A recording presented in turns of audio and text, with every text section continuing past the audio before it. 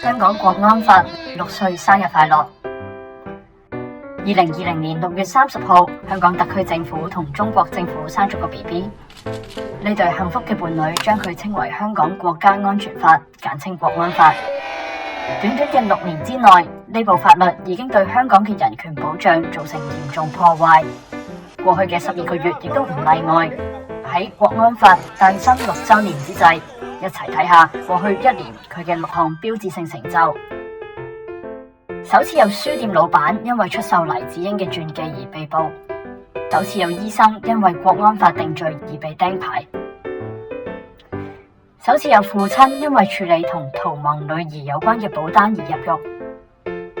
首次規定所有餐廳必須承諾唔會危害國家安全先至攞到牌，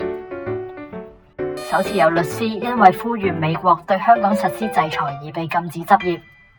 首次有時事評論員因為喺 YouTube 上分享同警方國安處嘅對話內容而被起訴。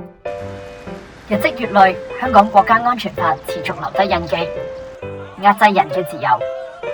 壓制抗議權，侵蝕法治，佢嘅父母一定好驕傲。